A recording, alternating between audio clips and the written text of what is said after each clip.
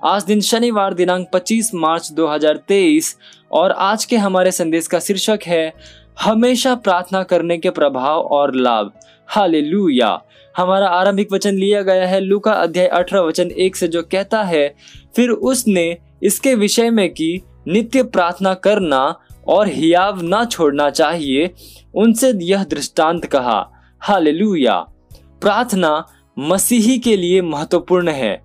कुछ वस्तुएं हैं जो तब तक नहीं बदलेंगी जब तक आप प्रार्थना नहीं करेंगे। प्रार्थना में ना केवल बातचीत अर्थात प्रार्थना की विषय वस्तु शामिल है, बल्कि प्रार्थना के समयों के दौरान हमारा मनन भी शामिल है। हालेलुया। यहाँ तक कि एकांतता महत्वपूर्ण है। जब आपको हर वस्तु और हर दूसरे व्यक्ति से अपने आप को दूर करना पड़ता है और परमेश्वर के आत्मा के साथ अकेले रहना पड़ता है ताकि वह आपसे बात कर सके और आपकी आंखें खोल सके। जैसे ही आप अन्य भाषाओं में बोलते हैं पवित्र शास्त्र में अपना ध्यान लगाते हुए, वैसे ही वह अपने आप को और उसके वचन को आपकी आत्मा पर प्रकट करेगा। हालेलुया।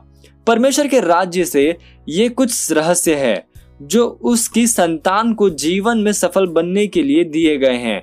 यहाँ तक कि तूफानों के बीच में आपको विजय में जीना चाहिए और मसीह में विजय का जीवन बहुत सरल है। जब कभी प्रार्थना करने के लिए बाकी हर वस्तु से दूर रहना संभव है, तब इसे करो। हमेशा अपने आप को उत्साहित करो और अपनी आत्मा से प्रार्थना की पुकार और शीघ्रता को उत्तर दो। हालेलुया।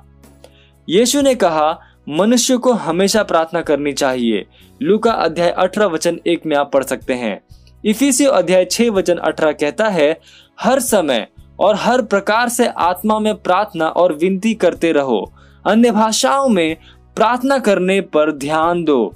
पवित्र आत्मा के द्वारा आपको हमेशा प्रार्थना करनी होगी। शब्दों को पवित्र आत्मा के द्वारा ऊर्जा से भरा हुआ अर्थ समझाया गया, उत्साहित और अभिषिक्त होना पड़ेगा। यही है जिससे अंतर पड़ता है।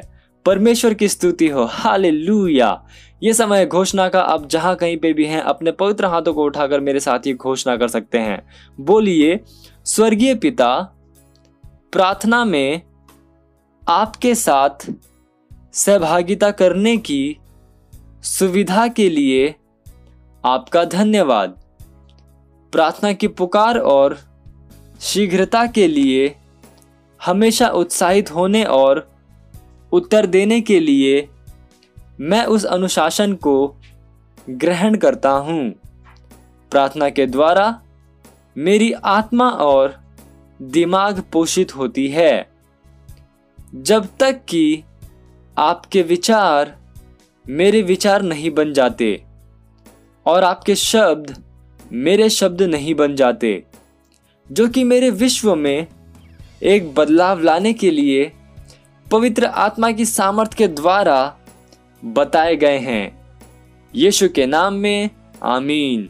हालेलुया। Praise the Lord. आप अतिरिक्त अध्ययन पढ़ सकते हैं इफिसियों अध्याय 6 वचन 18 AMPC अनुवाद से, लूका अध्याय 18 वचन 1 NIV अनुवाद से, और पहला थिस्सलुनीकियों अध्याय 5 वचन 17 और पहला यूहन्ना अध्याय 5 वचन 14 से लेकर 15 NIV अनुवाद से। हालेलुया। आप एक वर्षीय बाइबल अध्ययन योजना में पढ़ सकते हैं लूका अध्याय 6 वचन 1 से लेकर 16 और व्यवस्था विवरण अध्याय 29 से लेकर 30। और आप 2 वर्षीय बाइबल अध्ययन योजना में पढ़ सकते हैं मत्ती अध्याय 25 वचन 31 से लेकर 46 और निर्गमन अध्याय 34। हालेलुया।